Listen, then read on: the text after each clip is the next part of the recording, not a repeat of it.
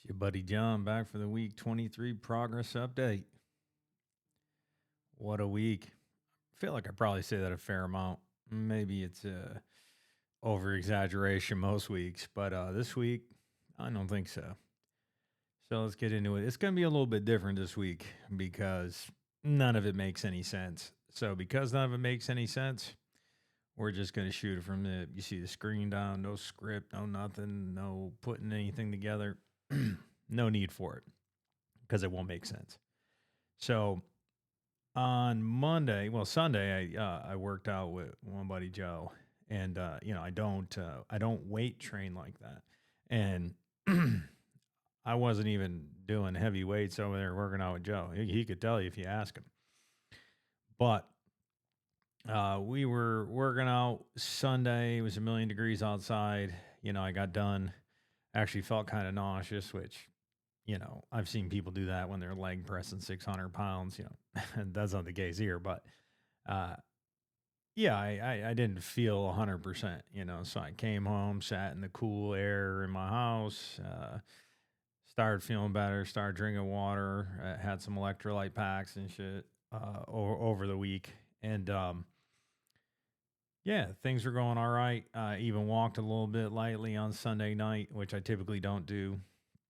And Monday night, I went out with my friend Indra again, Sunday night and Monday night. And we did just short of 3 miles Monday night. And he got in the car and left around, I don't know, 10:30, something like that. And I continued to go out and walk. So I walked just outside my neighborhood, maybe 0.15 miles, right around the middle school that my daughter attends. And all of a sudden, you ever had your legs fall asleep on you? You get that tingling feeling in your legs and you try to stand up and walk on them. Yeah, I got that feeling when I was walking, and it was very strange. I was like, oh, my legs are feeling kind of heavy.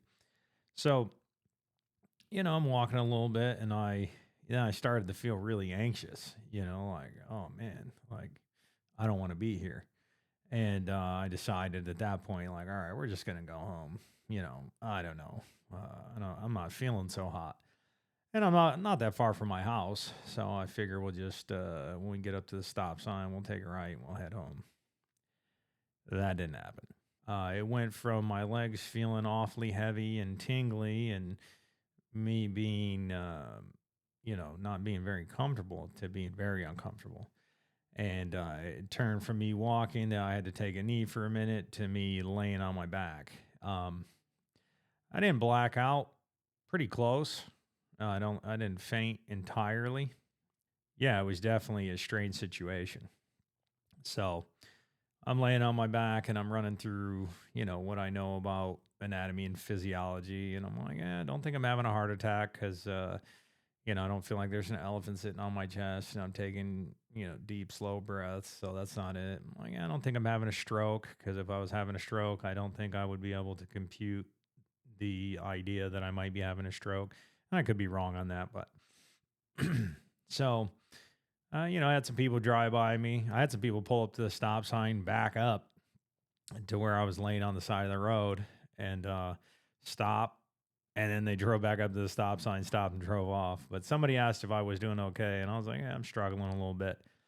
So they were like, okay. And then they drove off. But like 30 seconds later, an ambulance showed up. So I'm just going to assume that they called the ambulance. So my buddy Eric called me at the time, and he's like, hey, bro, what are you up to? I'm like, I'm laying on the side of the road. He's like, man, are you messing with me? I'm like, no. Yeah, so I got in the ambulance. They said my blood pressure was low. Then they did my blood pressure again with me standing up. And she's like, yeah, your blood pressure's perfect. And so we were just trying to figure out what's what. And yeah, I think they said vagovagus syncope. And I believe I had a bout of this once when I was in Korea when it was 100 degrees and 100% humidity and I was running 10 miles a day. And it's just, blood pressure drops and not a lot you can do about that. So I went home. They wanted to take me and get an IV.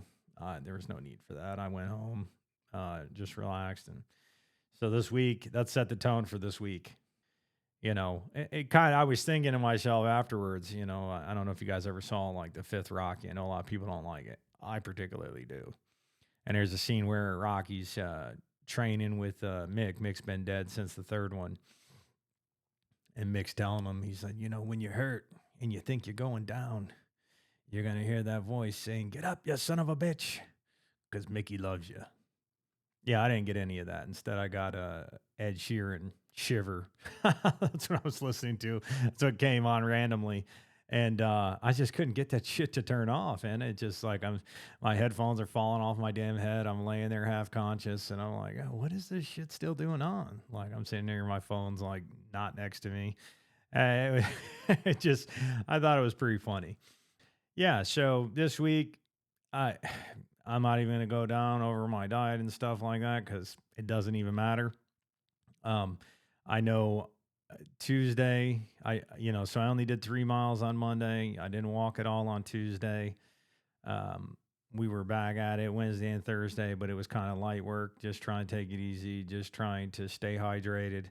And yeah, so we finished the week at like 24 miles, which is that might be as low as it's been all this entire journey here. So yeah, 24 miles. Yeah, nothing else matters because step on the scale today, 221.9, a gain of what, 12.2 pounds. Ah, talk about it, right? Feeling like Prodigy. I live the illest lifestyle you ever can have. So much joy I cry, so much pain I laugh. A gain of 12 pounds. I didn't even eat 12 pounds of food this week, let alone, I don't think I've eaten 12 pounds of food in any of the last 6 months. But that's where we're at. So I'm going to have to, when I think about it, the best I could come up with is a serious case of water retention from working out on Sunday and going from doing absolutely hardly any weight training, especially no legs. We were doing like front squats and other stuff like that, goblet squats and the rower and all that. And I just have to. The only thing I can come up with, the only thing I can surmise is that this is like a serious case of water retention. I felt like while I passed out, or I don't even know that I passed out, but obviously I went down and I wasn't feeling well. I think I was pretty dehydrated. But to have a gain of 12 pounds, like it doesn't even make any sense. And I knew when I went to go hang out with a friend on Friday, I was getting dressed and I bought some new clothes and stuff and I put on one of the t-shirts I recently bought and I was looking in the mirror before I walked out the door and I'm like, man, feeling not bloated, I was feeling swollen, like just looking at the entirety of myself in the mirror. I'm like, that's weird. So step on the scale. That's what you get, 12 point something pounds. And it was noticeable to me, obviously, because I had noticed it before I went out the door. So yeah, we only had to lose 2 to hit 100. It did not happen. And, I was feeling a little kind of way about it. My buddy sent me a Jocko Willing video. And I had read his book, Extreme Ownership, and I thoroughly enjoyed it. And it was just like the idea of it was, hey, this went wrong. And Jocko's response to it is, good. You need things like that to happen. What does he say? You didn't get that promotion? Good.